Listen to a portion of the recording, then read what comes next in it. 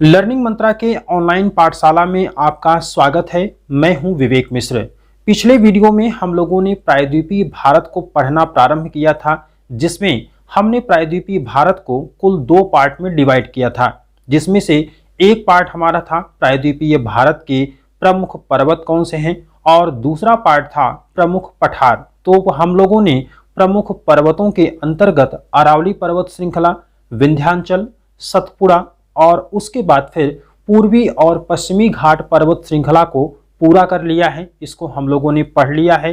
और अब हम देखते हैं कि प्रायद्वीपीय पठार में कुछ छोटी छोटी पहाड़ियां हैं जिसकी लोकेशन आपकी परीक्षाओं में पूछा जाता है, या कभी कभी आपसे ये भी पूछा जाता है कि इनका उत्तर से दक्षिण या पूरब से पश्चिम की तरफ क्रम कैसा होगा।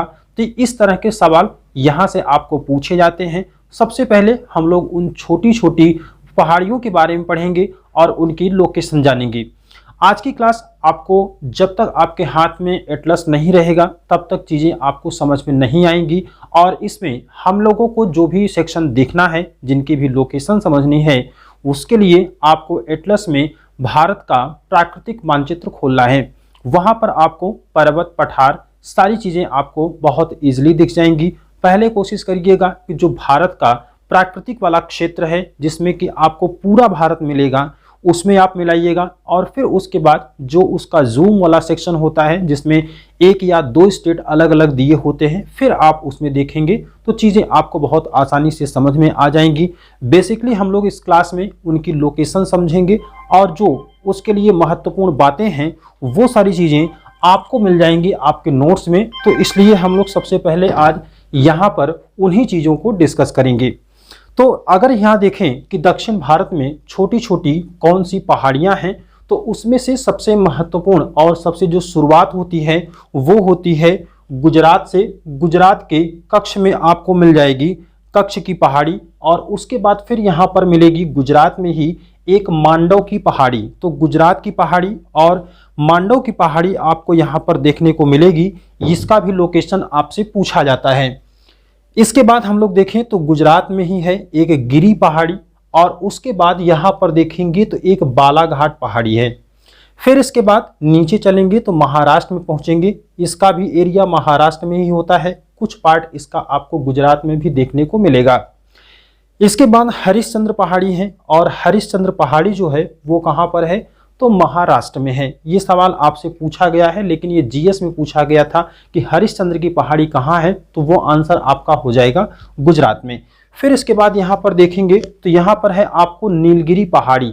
हमने आपको बताया था कि पूर्वी और पश्चिमी घाट पहाड़ियाँ दोनों एक दूसरे से कहाँ पर मिलती हैं, तो वहीं पर मिलती हैं नीलगिरी में। नीलगिरी पहाड़ियों में 2 अलग अलग जब पर्वत यहाँ पर मिलते हैं, तो इसलिए इसको नीलगिरी की गांठ भी कहा जाता है। तो इसको आप ध्यान रखिएगा। यहाँ पर है नीलगिरी। अब नीलगिरी जो है वो है कहाँ पर, तमिलनाडु के क्षेत्रों में। तमिलनाडु और थोड़ा सा ये केरल के एरिया में भी पड़ता है, तो इसलिए यहाँ पर है नीलगिरी की गांठ। और नीलगिरी की जो सर्वोच्च चोटी है वो है डोडा बेट्टा, और डोडा बेट्टा ही दक्षिण भारत की दूसरी सर्वोच्च चोटी है। फिर इसके नीचे चलेंगे तो आपको मिलेगा यहाँ पर अन्नामलाई, और अन्नामलाई की जो सर्वोच्च चोटी है वो है अनईमुडी, और अनईमुडी ही दक्षिण भारत की सर्वोच्च चोटी है। फिर इसके नीचे चलेंगे तो यहाँ पर मिलेगा आपको इलायची पहाड़ी। इलायची पहाड़ी के ढालों पर यहाँ पर इलायची की खेतियाँ होती हैं। इसी को हम लोग कार्डोमम पहाड़ी भी कहते हैं। फिर इसके बाद जो सबसे दक्षिण में है उसको हम लोग कहते हैं नागरकोइल पहाड़ी। नागरकोइल पहाड़ी जो है वो भारत की सबसे दक्षिणतम पहाड़ी है। सबसे दक्षिण में कौन है, नागरकोइल पहाड़ी। फिर इसके बाद तमिलनाडु के क्षेत्रों में चलेंगे तो यहाँ पर आपको मिल जाएगा पलनी। पलनी से ऊपर चलेंगे तो आपको मिलेगा पंचमलाई। पंचमलाई भी कहाँ पर है, तो वो है तमिलनाडु में। फिर इसके बाद ऊपर बढ़ेंगे तो सेवराय मिलेगा। सेवराय भी कहाँ पर है, तमिलनाडु में। और उसके ऊपर कौन सी है, तमिलनाडु में ही जावेदी पहाड़ी। तो यहाँ पर आपको देखेंगे तो सबसे पहले कच्छ पहाड़ी, फिर मांडव पहाड़ी, फिर गिरी पहाड़ी, हरिश्चंद्र, नीलगिरी, अन्नामलाई, इलायची, नागरकोइल, पलनी, पंचमलाई, सेवराय और जावेदी। तो इस तरह से इसको जब आप पढ़ेंगे तो आपको चीज़ें एकदम क्रम से याद रहेंगी। 1 बार 2 बार अपनी कॉपी पर इसको बनाइएगा और इसका क्रम आप जब 2-3 बार लिखेंगे तो अपने आप ये क्लियर हो जाएगा। चूंकि आपकी परीक्षाओं में इसकी लोकेशन से ज़्यादा महत्वपूर्ण हो जाता है, इनका ऊपर से नीचे या फिर पूरब से पश्चिम की तरफ क्रम क्या है, सीक्वेंस आपकी परीक्षाओं में पूछा जाता है। फिर इसके बाद हम लोग अब आगे बढ़ते हैं तो यहाँ पर आपको मिलेगा एक पालकोंडा। पालकोंडा जो है वो आंध्र प्रदेश में है। फिर इसके बाद शेषाचलम मिलेगा और इसके बाद यहाँ पर लास्ट में क्या मिलेगा, नल्ला मलाई। तो नल्ला मलाई कहाँ पर है, ये भी आंध्र प्रदेश में है। शेषाचलम कहाँ है, आंध्र प्रदेश में है। और उसके बाद पालकोंडा कहाँ पर मिलेगा, तो ये भी आपको आंध्र प्रदेश में मिलेगा। फिर यहाँ पर 2 महत्वपूर्ण पहाड़ियाँ हैं जिसको हम लोग समझते हैं। तो यहाँ पर आपको मिल जाएगा एक गढ़जात पहाड़ी। गढ़जात पहाड़ी जो है वो तकरीबन आपको यहाँ पर मिलता है। ये झारखंड का भी एरिया थोड़ा सा कवर करेगा, थोड़ा सा पश्चिम बंगाल का भी एरिया कवर करेगा और थोड़ा सा बिहार का भी कवर करता है। तो यहाँ पर आपको मिल जाएगा गढ़जात पहाड़ी। इसके बाद मिलता है आपको राजमहल पहाड़ी। हम लोगों ने कल बात भी किया था कि राजमहल पहाड़ी जो प्रायद्वीपीय भारत है उसका एक सीमा बनाता है। और फिर इसके बाद जब आगे बढ़ जाते हैं तो मालदा गैप मिलता है और मालदा गैप के बाद ही क्या होता है, शिलांग का पठार आपको मिलता है। चूंकि ये सवाल आपसे पूछा जाता है कि आखिर जो शिलांग का पठार है वो किसका भाग है, तो शिलांग का पठार अगर आपसे पूछा जाएगा तो आंसर आपको लगाना है कि ये प्रायद्वीपीय पठार का ही भाग है और ये मालदा गैप के द्वारा उत्तर के विशाल मैदान या फिर प्रायद्वीपीय पठार से अलग होता है। तो ये सवाल आपसे पूछे जाते हैं, इनका आपको ज़्यादा से ज़्यादा क्रम याद रखना है और उसके बाद इनकी लोकेशन। तो यहाँ पर आपको 2 पॉइंट पर ज़्यादा फोकस करना है। एक तो इनका क्रम देखना है और क्रम आपको नॉर्थ टू साउथ भी देखना है, ईस्ट टू वेस्ट भी देखना है। अभी जब हम लोग इस पर आधारित सवाल करेंगे तो आपको और चीज़ें क्लियर हो जाएंगी। क्योंकि हम आपको ऐसे बता रहे हैं तो आपको हो सकता है कि चीज़ें न समझ में आ रही हों कि सवाल आपके परीक्षाओं में बनते कैसे हैं। तो यहाँ पर क्रम आपको ध्यान रखना है और क्रम के साथ साथ में आपको इनकी अवस्थिति यानी कि इनकी लोकेशन भी ध्यान रखना है कि कौन सा पर्वत या छोटी छोटी पहाड़ी किस क्षेत्र में या किस राज्य में स्थित है। बेसिकली अगर आप राज्य को भी समझ लेंगे, उसको भी याद कर लेंगे तो इसमें भी आपको कोई दिक्कत नहीं आएगी। यहाँ से ही आपका काम हो जाएगा। चूँकि लोकेशन का मतलब है कि वहाँ पर जब आपसे स्टेट का नाम पूछा जाएगा तो वो आपको बहुत कन्फर्म याद होना चाहिए। और ये सारी बातें आप तब ज़्यादा महत्वपूर्ण तरीके से समझ पाएंगे जब आप एटलस में पढ़ेंगे और उसके साथ साथ में 1 बार 2 बार उसको अपनी कॉपी पर बनाएंगे भी। तो यहाँ तक ये बात मेरी समझ में आ गई होगी। अब हम लोग बढ़ते हैं, जो दूसरा सेक्शन हम लोगों ने बनाया था, एक तो हमने बनाया था पर्वतों पर और दूसरा हमने बनाया था पठार पर। तो कौन कौन से पर्वत हैं इसकी बात हम लोगों ने कर लिया है। अब हम लोगों को समझना है कौन कौन से पठार हैं। अब पठारों में भी आपको इतने सारे पठार यहाँ पर पढ़ना है, लेकिन अब इसमें से भी देखिए पठारों में क्या पढ़ना है। पठारों में मुख्य रूप से पहले चीज़ों को आसान करना सीखिए। बहुत आसान तरीके से आप चीज़ों को कैसे समझते हैं, कैसे पढ़ते हैं, ये ज़्यादा आपके लिए महत्वपूर्ण है। अब हमारे पास एक टॉपिक हो गया कि भारत के प्रमुख पठार कौन कौन से हैं। अब प्रमुख पठारों में भी आपको चीज़ें पढ़नी क्या क्या है, ये ज़्यादा महत्वपूर्ण है। इसमें से जो पहला महत्वपूर्ण होता है वो होता है किसी भी पठार या किसी भी पर्वत की लोकेशन क्या है। जब हम लोग पठार पढ़ते हैं तो उनका विस्तार देखते हैं। दूसरा हम लोग देखते हैं कि इन पठारों में कौन कौन से खनिज पाए जाते हैं, इनका क्या महत्व होता है, किस प्रकार की इंडस्ट्री किस पठारों के क्षेत्र में लगाई जा सकती हैं। जैसे हमने आपको कल बताया था कि जहाँ पर चूना पत्थर ज़्यादा होगा यानी कि विंध्याचल वाला एरिया, वहाँ पर हम सीमेंट इंडस्ट्री लगा लेंगे। जहाँ पर तांबा होगा वहाँ पर हम लोग तांबा से संबंधित इंडस्ट्री लगाएंगे। तो ये कुछ चीज़ें होती हैं जिसको आप अभी से अगर ध्यान रखेंगे तो जब हम लोग भारत की इंडस्ट्री पढ़ेंगे, भारत के उद्योग पढ़ेंगे, तो वहाँ पर चीज़ें आपको बहुत क्लियरली समझ में आएंगी और उसको आप बहुत आसानी से सवालों का जवाब भी दे लेंगे। अब इसके बाद जो तीसरा महत्वपूर्ण बात होता है, किसी पर्टिकुलर पठार की कुछ महत्वपूर्ण बातें होती हैं वो आपको समझना होता है। तो यहाँ पर हम लोग इसकी लोकेशन को समझेंगे और लोकेशन के अलावा जितनी बातें आपके लिए हैं कि इनका महत्व क्या है और या फिर कह लें कि इसमें कौन कौन से खनिज संसाधन मिलते हैं, तो ये सारी चीज़ें आपको नोट्स में मिल जाएंगी। नोट्स को एक बार आप पढ़ लीजिएगा, पूरा चीज़ें क्लियर हो जाएंगी। कहीं पर आपको जरा सा डाउट लगेगा तो आप हमको कॉल कर लीजिएगा, सारी बातें आपको हम समझा देंगे। हम लोग शुरुआत करते हैं यहाँ पर कौन कौन से पठार हैं। तो पहले हम लोग ये 3 पठार लेते हैं और ये तीनों पठार आपको उत्तर प्रदेश से सटे हुए एरिया में मिल जाएगा। जैसे यहाँ पर आप देखें तो सबसे पहले हम लोगों का है मालवा पठार। अब मालवा पठार क्या है, तो मालवा पठार जो है ये मध्य प्रदेश का जो ऊपर निकला हुआ हिस्सा है, यहाँ पर इसका विस्तार होता है मुख्य रूप से। लेकिन आप जानते हैं कि किसी पर्वत या पठार को हम किसी एक लाइन के जरिए नहीं खींच सकते हैं, तो इसका कुछ विस्तार, थोड़ा सा विस्तार इसका राजस्थान के किनारे पर मिलेगा, थोड़ा सा विस्तार इसका उत्तर प्रदेश के किनारे पर इटावा वाले एरिया में, फिर इसके बाद इसका कुछ विस्तार और नीचे मिलेगा। मुख्य रूप से इसका ग्वालियर में, भिंड में, मुरैना में, ये सारी जगह हैं मध्य प्रदेश की जहां पर मालवा के पठार का विस्तार पाया जाता है।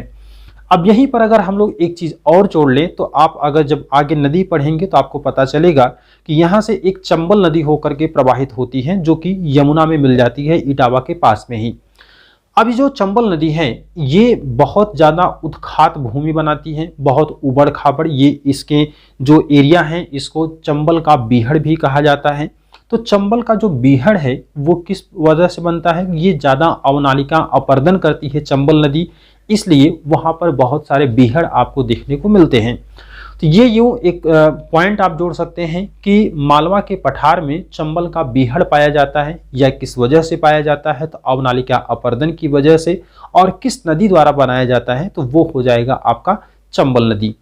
तो यहाँ पर ये एक महत्वपूर्ण पॉइंट था जो आपको समझना था। लोकेशन आप विशेष तौर पर समझेंगे। इसके बाद दूसरा जो हमारा यहाँ का पठार है वो है बुंदेलखंड और तीसरा है बघेलखंड। तो बुंदेलखंड और बघेलखंड दोनों एक दूसरे के पास में हैं, एक दूसरे के क्रम में हैं। सबसे पहले मालवा पठार, उसके बाद बुंदेलखंड, उसके बाद बघेलखंड, ये 3 पठार आपको यहाँ पर मिल गए। फिर इसके बाद अगर देखेंगे तो जो ये बुंदेलखंड वाला है ये कहाँ पर मिलता है, तो ये ललितपुर और झांसी वाला एरिया है उत्तर प्रदेश का, वहाँ पर बुंदेलखंड का पठार होता है। और फिर उसके बाद जब हम आगे बढ़ते हैं तो बघेलखंड मिलता है। बघेलखंड का पठार जो है वो ज़्यादा कहाँ पर मिलता है, मध्य प्रदेश के क्षेत्रों में, जैसे सतना है, रीवा है, कटनी है, तो इस क्षेत्र में कौन सा मिलता है, तो वहाँ पर बघेलखंड का पठार मिल जाता है। इसके बाद हम लोग अब इसी क्रम में थोड़ा सा और आगे बढ़ते हैं। तो जब आगे हम लोग क्रम में बढ़ेंगे तो यहाँ पर आप देखते हैं कि बिहार है, झारखंड और पश्चिम बंगाल। ज़्यादा तो पश्चिम बंगाल का नहीं, लेकिन यहाँ बिहार और झारखंड का ज़्यादा एरिया होता है। तो यहाँ पर एक पठार और है जिसको हम लोग कहते हैं छोटा नागपुर का पठार।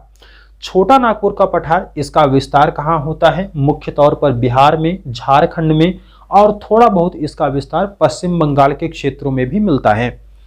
इसके बाद इसी के आगे जब बढ़ेंगे तो पूर्वोत्तर भारत में पहुंचेंगे। यहाँ पर आपको मिलता है शिलांग का पठार, या इसी को कहते हैं मेघालय का पठार। इसका विस्तार जो है वो भारत के मेघालय राज्य में है, शिलांग का पठार के नाम से जाना जाता है। और इसमें जो मालदा गैप की बात हम लोग कर रहे थे वो यही पठार है और इसकी लोकेशन यहाँ है। इसी में आप एक चीज़ और जोड़ सकते हैं कि इसी क्षेत्रों में गारो, खासी और जयंतिया पहाड़ी भी है, और यहाँ पर सबसे ज़्यादा वर्षा होने वाला स्थान मासिनराम और चेरापूंजी भी है। वर्तमान में अगर बात करेंगे तो चेरापूंजी भारत का सबसे ज़्यादा वर्षा वाला स्थान होता है, चूँकि यहाँ पर जो पहाड़ियाँ हैं गारो, खासी, जयंतिया और उसके साथ में शिलांग का पठार, तो यहाँ पर त्रिकोण अवस्था में मानसूनी पवनें फंस जाती हैं और वर्षा यहाँ पर ज़्यादा करती हैं। चलिए, अब यहाँ पर आपके ये 5 पठार हो गए। अब इसके बाद आपको रेड कलर में दिख रहा है, ये ज़्यादा बड़ा है और इसी को हम लोग कहते हैं दक्कन का पठार। वास्तव में जो प्रायद्वीपीय पठार है उसको हम लोग दक्कन के पठार के नाम से ही जानते हैं, लेकिन जितने छोटे छोटे आपको पठार दिख रहे हैं ये सारे क्या हैं कि ये नदियों के द्वारा काट दिए गए हैं और इसी वजह से इनका क्षेत्रीय नाम रखा गया है। तो सबसे बड़ा यहाँ पर कौन सा है, वो है दक्कन का पठार। इसको आप ध्यान रखिएगा, सबसे बड़ा पठार कौन सा हो गया यहाँ पर, दक्कन का पठार। फिर इसके बाद दक्कन का पठार का लोकेशन कहाँ है, तो दक्कन की पठार का जो प्रमुख विस्तार है वो है कहाँ पर, महाराष्ट्र में। सबसे ज़्यादा विस्तार महाराष्ट्र में, कुछ एरिया इसका जो मध्य प्रदेश का दक्षिण और पूर्व वाला दक्षिण और पश्चिम वाला एरिया है मध्य प्रदेश का, वहां पर। फिर गुजरात का कुछ पूर्वी हिस्सा है, पूर्वी और दक्षिणी हिस्सा। फिर इसके बाद देखेंगे तो तेलंगाना का भी लगभग पश्चिम वाला एरिया आ जाएगा, और फिर कर्नाटक का उत्तर और पूर्व वाला एरिया आएगा। थोड़ा सा इसमें आंध्र प्रदेश का भी आता है। तो इस तरह से ये सबसे ज्यादा क्षेत्रफल पर फैला हुआ है, वो है दक्कन का पठार। इसके बाद अब यहाँ पर आपको 3 पठार और मिलते हैं। वास्तव में देखेंगे तो ये सभी क्या हैं, दक्कन के पठार के ही भाग हैं, जिसमें महाराष्ट्र का जो पूर्वी किनारा है उसको हम लोग विदर्भ का पठार कहते हैं, उसको हम लोग क्या कहते हैं, विदर्भ का पठार। फिर इसके बाद जब हम लोग छत्तीसगढ़ में चलेंगे तो छत्तीसगढ़ में आपको मिलता है छत्तीसगढ़ के दक्षिणी क्षेत्रों में, वहां पर है दंडकारण्य पठार। तो दंडकारण्य पठार कहां पर है, वो छत्तीसगढ़ के दक्षिणी क्षेत्रों में। और फिर उसके बाद आपको मिल जाएगा एक और तेलंगाना में, लगभग ये मध्य में होता है। तो तेलंगाना में कौन सा हो जाएगा, तेलंगाना का पठार। फिर इसके बाद आएंगे तो कर्नाटक के दक्षिणी क्षेत्रों में आएंगे, और दक्षिणी क्षेत्रों में आएंगे तो यहाँ पर आपको मिल जाएगा कर्नाटक का पठार। फिर इसके बाद यहाँ पर तमिलनाडु है, तमिलनाडु में कौन सा है, कोयम्बटूर का पठार। तो इन पठारों के बारे में आपने लोकेशन इसकी समझ लिया है। लोकेशन में आपको कोई डाउट नहीं होना चाहिए, क्योंकि जब आप मैप से इसको पढ़ेंगे और इसको समझेंगे तो ये सारा का सारा जो पिक्चर है वो आपके माइंड में होना चाहिए। इसीलिए आपको कोशिश करना है कि एक बार छोटे वाले मैप पर भारत के, और फिर उसके बाद बड़े वाले मैप पर जो जूम कर करके दिखाया गया है उसमें इन सभी लोकेशन को आप समझ लीजिए। फिर इसके बाद नोट्स में उसको एक बार पढ़ लीजिए, वहां पर भी बहुत क्लियर लिखा गया है कौन सा पठार कहां कहां पर विस्तृत है, इसकी क्या महत्वपूर्ण बातें हैं, क्या इसके लिए पॉइंट्स जरूरी हैं जो आपके परीक्षाओं के लिहाज से महत्वपूर्ण हो सकते हैं। तो ये सारी बातें आपको यहाँ से करना है। फिर इसके बाद एक क्विक रिवीजन आप कर लेंगे। राजमहल की पहाड़ियाँ हैं, गढ़जात की पहाड़ियाँ हैं, कहाँ पर हैं ये आपको समझना है, लोकेशन आपको मैप में देखना है। इसके साथ साथ में पालकोंडा शेषाचलम है, नल्लामलाई है, ये सारी कहाँ पर हैं, आंध्र प्रदेश में हैं। फिर जावेदी, सेवराय, पंचमलाई और पलनी हैं, ये सभी कहाँ पर हैं, तमिलनाडु में हैं। फिर यहाँ पर सबसे दक्षिणतम चोटी नागरकोइल है, इलायची की पहाड़ी है, अन्नामलाई है। अन्नामलाई में आपको ज़्यादा ध्यान रखना है कि अनाईमुडी है, और अनाईमुडी जो है दक्षिण भारत की सर्वोच्च चोटी है। फिर इसके बाद नीलगिरी है, जहाँ पर पूर्वी और पश्चिमी घाट मिलते हैं। तो यहाँ पर होता है डोडा बेट्टा। डोडा बेट्टा जो है दक्षिण भारत की दूसरी सर्वोच्च चोटी होती है, किसमें है, नीलगिरी में है। फिर यहाँ पर हरिश्चंद्र है, फिर यहाँ पर गिरी पहाड़ी है, मांडव पहाड़ी, कच्छ पहाड़ी, और उसके बाद बालाघाट पहाड़ी। तो इस तरह से आपने पूरा प्रायद्वीपीय भारत को कवर कर लिया है। मेरा यहाँ पर बताने का उद्देश्य सिर्फ इतना ही था, इनकी लोकेशन आप समझें बहुत अच्छे तरीके से। बाकी जो महत्वपूर्ण बातें हैं वो आपको नोट्स में मिल जाएगा। यहाँ पर नोट्स में लिखवाने और बताने का कोई मतलब नहीं होता है, इसलिए मैं आपको यहाँ नहीं लिखवा रहा हूँ। PDF नोट्स आपको मिल जाएगा। तो इस तरह से आप इसको पूरा तैयार कर लीजिए, और जैसे ही ये आपका पूरा भौतिक विभाजन कवर होगा उसके बाद हम लोग आपका टेस्ट रखेंगे। तो इसको आप पूरी तरह से तैयार रखिएगा। अगले वीडियो में हम लोग पढ़ेंगे अब कौन कौन से भारत के द्वीप हैं, तटीय द्वीप, और इसमें से अरब सागर, अरब सागर और बंगाल की खाड़ी के प्रमुख द्वीपों को कवर करेंगे। और उसके बाद हम लोग तब टेस्ट रखेंगे। टेस्ट में आपको ज़्यादा से ज़्यादा सवालों को अटेम्प्ट करना है, सही सही आपको सवालों का जवाब देना है। जिस सवाल में आपको डाउट लगेगा उसको आप ज़रा सोचिएगा कि आखिर ये सवाल मुझे क्यों नहीं आ रहा। जब ये सोचना शुरू कर देंगे तो आपका कोई सवाल गलत नहीं होगा, क्योंकि आपके पास अभी फिलहाल के लिए टाइम पर्याप्त है, कोई दिक्कत नहीं है। जिन समस्याओं को आप फेस कर रहे हैं उसको हमारे साथ डिस्कस करिए कि उन समस्याओं को हम कैसे ख़त्म कर सकते हैं, उन समस्याओं से कैसे निपटेंगे। तो इसी के साथ हम लोग अब इस वीडियो में बस इतना ही है। अगले वीडियो में हम फिर मिलेंगे, तब तक के लिए जय हिंद, वंदे मातरम। अगला वीडियो अब आपको दिवाली के बाद 17 नवंबर से मिलना स्टार्ट होगा। Thank you so much.